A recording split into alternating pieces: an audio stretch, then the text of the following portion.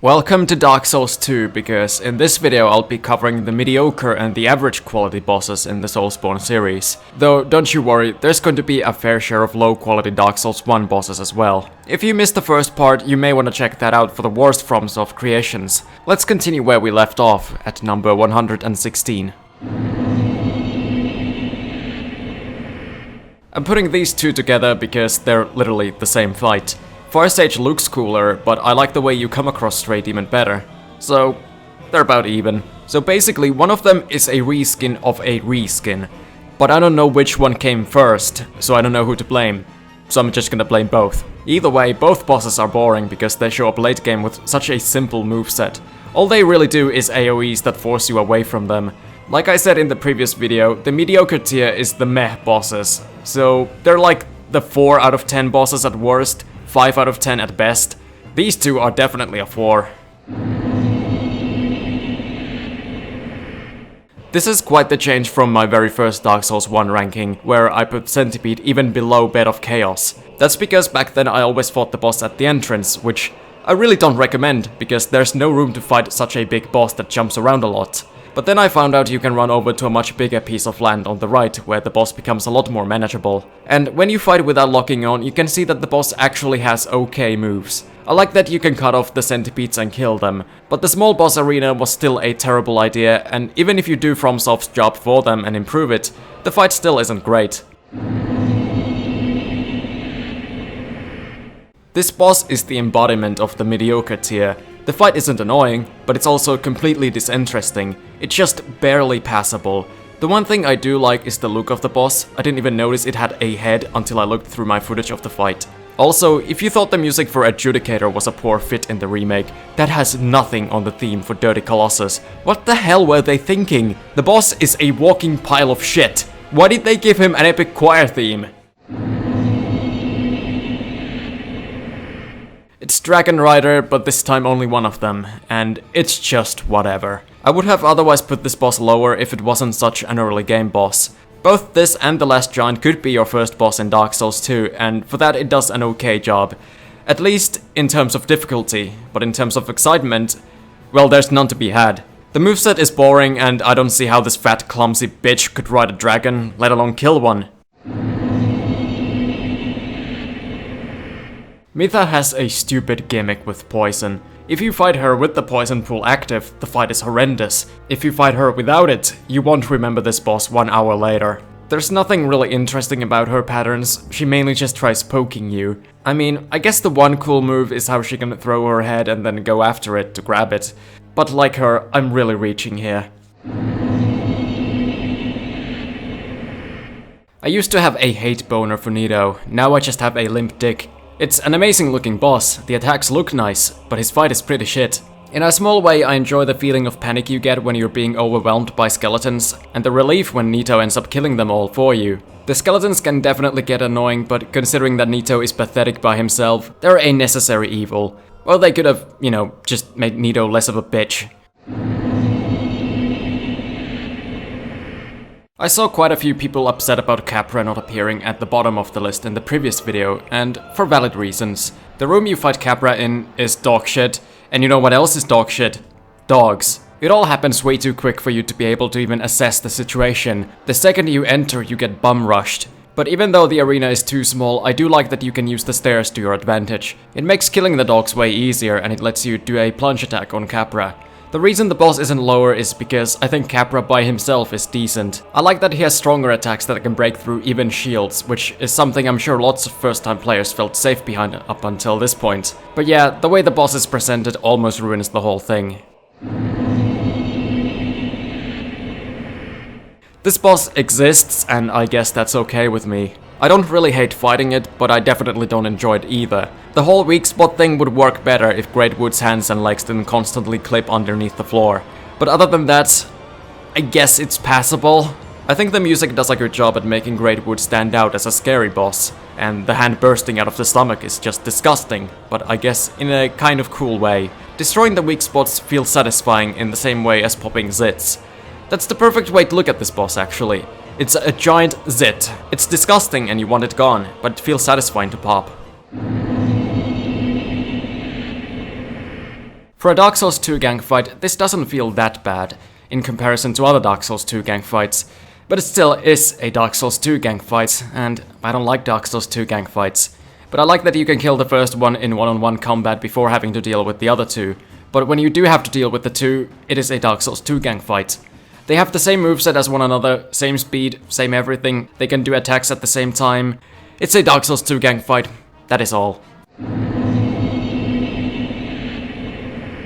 There's nothing really wrong with Vanguard, but all things considered, it is probably the most forgettable tutorial boss in the series. The only good memory I have of this boss is when he got stuck in an endless loop of butt slamming. But one thing I like is something that's not really a part of the fight, but it's if you manage to kill Vanguard. I like that they actually reward you if you're able to do it, and with you only getting a single attempt at it per playthrough, it does have some stakes to the fight, which I can appreciate.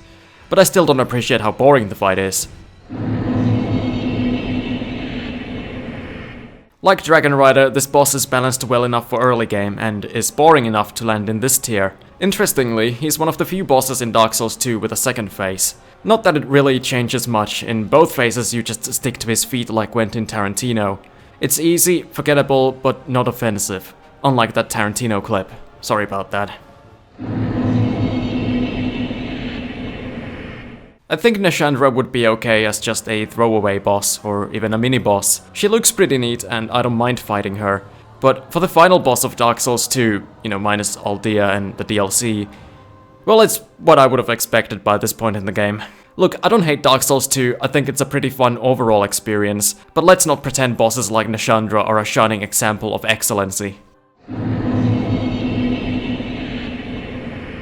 This is another boss I know many would have liked to have appeared much lower on the list, and I'm sorry to disappoint, but I don't hate Freja. Or Freja, but that doesn't really sound right.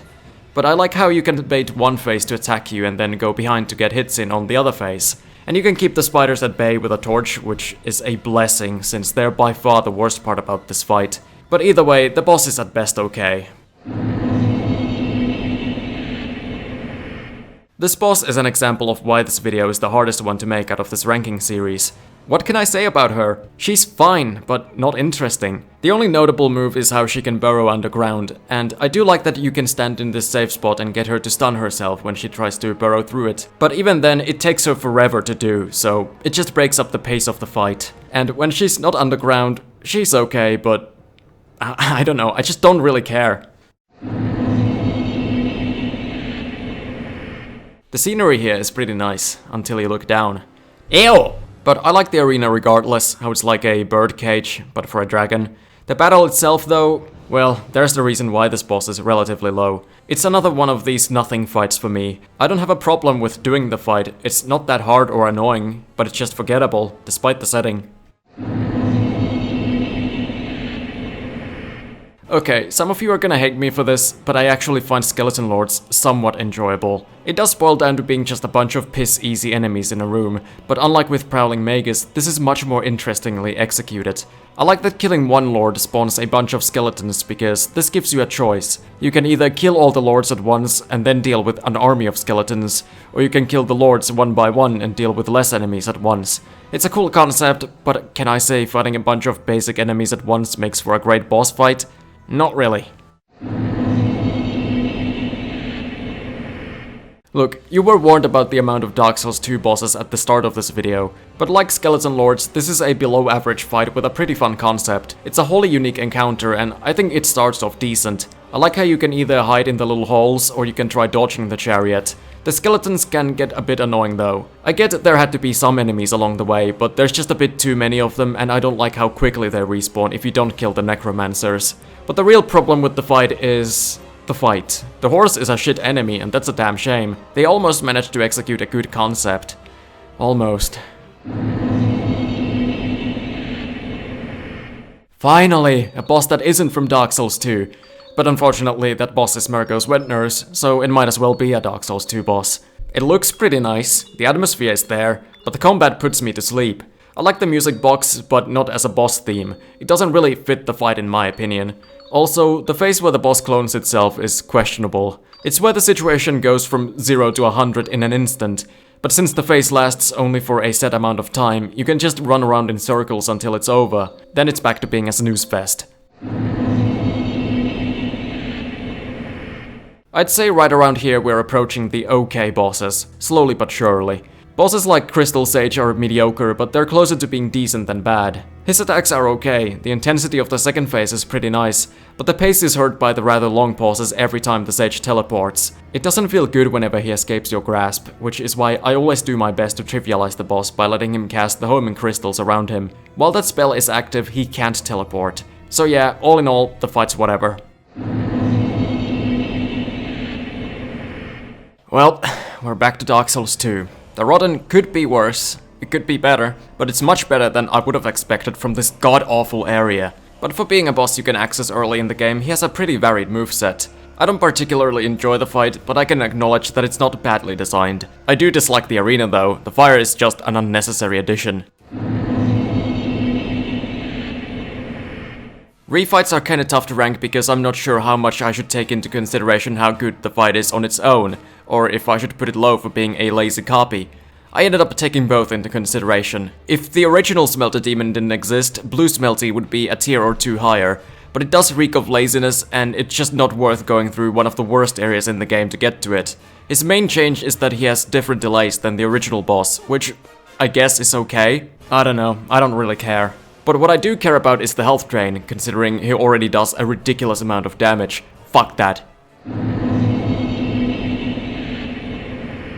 The Deacons are a pretty okay group fight. They're at the very least clearly designed to work as a crowd instead of having completely independent AI. Otherwise they'd all attack you at the same time and that would be horrendous. Wouldn't it, Dark Souls 2?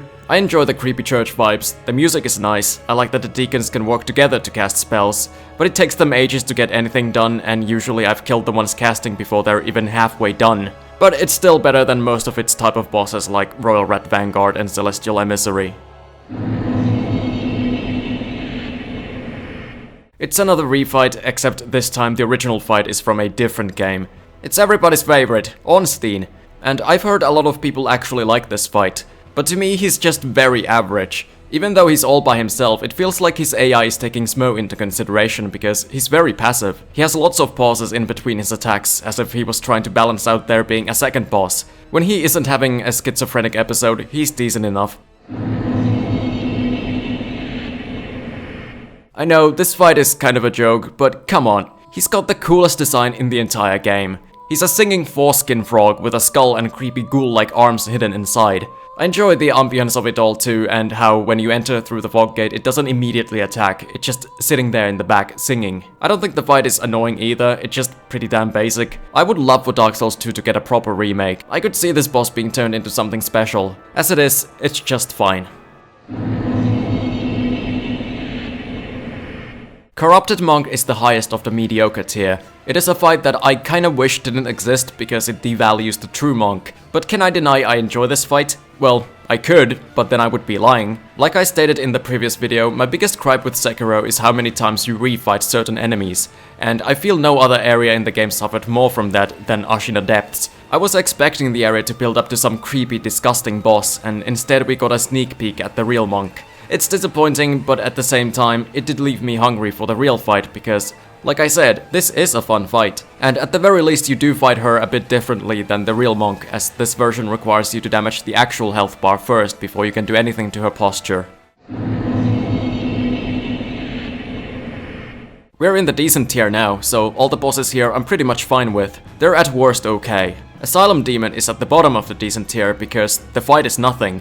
But it still is in the decent tier because as a tutorial boss it's presented in a pretty memorable way. I like how he's the first actual enemy you encounter and you're just completely unprepared to fight him, so your best choice is to run away. And that you then get to equip yourself and try again, this time completely destroying the demon. So it's memorable but gameplay wise lacking. I might get some Micolash back about this placement in the comments, but fuck it, I like Micolash. The actual fight against the madman kinda sucks, he just spams tentacles in the first phase and in the second he mixes that up with the occasional magic missiles that can one-shot you. But I feel like Bloodborne just wouldn't be the same without this guy. I love the utter insanity of the whole encounter with Micolash raving about the cosmos, and the music! I love the music! The fight would just suck without it. Chasing Micolash around until you corner him isn't a bad gimmick either in my opinion. It's not particularly good, but at least it lets you enjoy the excellent atmosphere before having to deal with his bullshit. Fighting an Iron Giant on top of a keep just feels cool, and the Golem's moveset is decent enough that it doesn't ruin the enjoyment. With one exception. The grab is by far one of the most bullshit attacks in the whole game. I do like that you can knock down the boss, but when he gets staggered, it really tanks the pace of the fight since he's just out of commission for like 20 seconds. I'm sure it does feel great if you do succeed to throw him off the edge, but that's never happened to me, unfortunately. Still though, I enjoy the boss well enough, I think he's alright. Velstadt feels like a well-designed normal enemy. As a boss, he's a bit too simple to be good, especially when his only interesting attack has such a long wind-up animation that avoiding it is a joke. You can just casually walk up behind him and it will miss. But aside from that, he's completely fine and is enjoyable enough to be in the decent tier, but not any higher than that. For a boss that has 3 attacks, Gwyndolin is surprisingly decent. It's a pretty unique gimmick and I like how trippy the impossibly long hallway is. The fact that the sides of the hallway offer cover from 2 out of 3 of his spells is also nice. I wish he had more attacks, a bit more health and didn't teleport away immediately once you catch up to him. But the idea for the gimmick is nice and there was definitely potential here for a really good boss fight. This is very decent for a Dark Souls 2 gang fight. I like how both bosses have their own second phase and how you need to be quick to kill both around the same time. But it would be a hell of a lot better if the arena was better suited for it. There's no pillars or anything, which makes it a lot more annoying to get them separated or to get away to heal. I do find the fight quite enjoyable though. Making one fast and the other one slow does tend to work out pretty well for these kinds of fights. And while it did take Dark Souls 2 a while to figure that out, I'm glad they eventually did. Until the DLC of course, where they just kinda forgot. While the Scholar of the first Sin edition for Dark Souls 2 is a downgrade in my opinion, I'd say Aldia is an upgrade to the game's finale. I like the ambience, the music, and how the boss has some moves where it kind of dares you to attack and see how many hits in you can get away with. But the downside is that Aldia keeps you away from him for a lot of the fight and you often just have to stand and wait for something to happen. So it's decent, but not really my cup of tea. FromSoft has clearly always enjoyed making bosses that are just a big mob, but I think they enjoy making them more than players do fighting them, but Phalanx is one of the better ones they've made. One of the big reasons why this one works is because of the pillars. They're a godsend. I also like that they do use the actual Phalanx tactic to protect the main blob. But mainly, I enjoy this boss because of how satisfying it is to use firebombs and pine resin and carve through their masses like a knife through butter. Oh hey, it's another mob boss. But this one has awesome visuals, and it's when Bloodborne fully dives into Lovecraftian horror. I think the first 2 phases of the boss are pretty good. I think Rom's attacks feel fair and don't really ever combo with the little spiders in an unfair way. I don't like how much damage the little ones do though, but I enjoy the fight up until the 3rd phase. By this point I feel kinda exhausted killing spiders. It was fun for the first 2 phases, but after that it's a bit much to have the exact same phase, except now Rom can wiggle around a bit. But I like that there's the option to just bum rush the boss, and it does feel kinda thrilling how many spiders you'll have at the end. Taurus Demon is a pretty basic boss, but I think him being the second boss in Dark Souls is a great placement, especially since you can use what you learned from Asylum Demon against him, as he too can be plunge attacked, and it's nice that if you take too long he can jump up there himself. I think I would like this boss better if he didn't have such big lingering hitboxes, but it's still a nice increase in challenge and thrills from Asylum Demon. This boss should have been so much better than what it ended up being. In its best moments the fight can be downright exhilarating, but the second phase of the fight is almost completely ruined by a single mechanic. The Army of Illusions. Who the fuck thought it was a good idea to give the illusions perilous attacks? That's why I never really bothered to fight them, so my only option is to just keep away from them until Lady Butterfly decides to vaporize them. But that also keeps me away from the boss for its duration, which gives her time to get all her posture back, and it essentially resets the fight. And the worst part is, it's up to RNG if she ends up summoning them or not. Sometimes I'm able to kill her without her getting to summon them, making the fight a lot easier. I know you can use snap seeds, but early game those are very limited. She also has the lamest phase transition ever. Wow, she jumps down from a statue. Isn't that cool? If you got rid of the illusions entirely and maybe made her jump up to safety only to be brought down with shurikens less of a meta, this boss could be great. Okay, let me get this out of the way. I hate the NPC. I don't know why they wanted to have this guy here be half of the boss fight, but because of it, half of the boss fight sucks. But the reason why this fight doesn't rank much lower is because I really enjoy fighting the wolf. Sure, it's simple, has low health and not that many moves, but with the awesome music, the snow effects, the arena, the way the wolf just fucking zooms around, it's really enjoyable for the 1 minute it lasts. Also, the wolf is meant to appear before the NPC dies, so it's supposed to be a gank fight for a short while, but I don't really enjoy it, so I always do my best to kill him before that can happen. Man-Eaters on paper seems like a really good boss. Their moveset is decent, they work well together as a fair gank, I enjoy fighting them while I can. But their AI gets in the way of that so much that sometimes they spend half of the fight flying away or somehow standing on air. What the fuck? It sticks out so bad in the remake when everything else is so well polished. I don't get why they thought they should remain faithful to the original with the AI when the AI is completely broken. It's a fun fight when it works, and it had potential to be even better. This boss has many things I enjoy: explosions, fire, a mix of slow and quick attacks, but for some reason I always forget he exists. Then I fight him and think to myself, huh, that wasn't bad, and then I go back to forgetting the boss exists. It's almost fitting considering old Demon King's lore. His attacks are mostly good, the only ones I don't like are the ones that force you away from him, which he has a fair few of, and I don't like the explosion he does at the end. I've seen lots of first-time players, myself included, die to it because the animation makes it look like he's just staggered and not about to blow up. But the boss being completely helpless at the end is still a good way to end the tragic fight.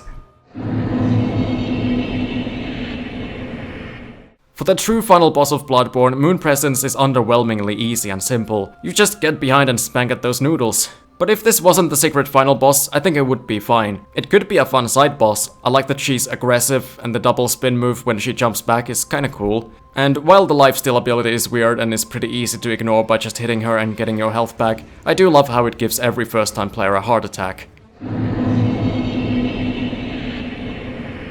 Fuck the charge. It's got zero windup, it comes out of nowhere, and it's bullshit. Thankfully, I've been able to avoid letting him pull that shit on me by just staying behind him as much as I can. The fight is kinda average overall, but I enjoy the atmosphere and the intensity of the second phase. The music is pretty damn great too. It's a severely underrated track if you ask me. Maybe I just like how it's an aggressive Bloodborne type beast. Phase 1 is pretty boring, but I guess it's supposed to just set the mood and provide some dialogue, which is fine with me because he has the sexiest voice in the game. You ignorant slaves. Finally taken notice, have you? Even though Gravelord, the one you actually fight, is just an NPC with a big club, I enjoy this encounter. This is by far the most atmospheric boss in the entirety of Demon Souls, which should say something considering that's what Demon Souls is most renowned for. Maiden Astraea was one of the hardest bosses to rank for sure, since she's like an anti-boss. In most scenarios, she ends up killing herself for you while making you feel like a monster. While I don't really care for lore that much, you don't need to know the story to get the context for this fight. You're on a quest to slay demons, and this is the point where you should start questioning if you're doing the right thing. She's a demon, but she isn't harming you in any way. But since she isn't really much of a boss fight, I feel her being around the mid-tier is fair. And that's it for this video's bosses. We haven't yet gone through all the decent tier bosses, but we will in the next video, as well as all of the good tier. Thank fuck for that. I hope you enjoyed this one and let me know what your thoughts are on the ranking so far, and how yours would differ. See you next time.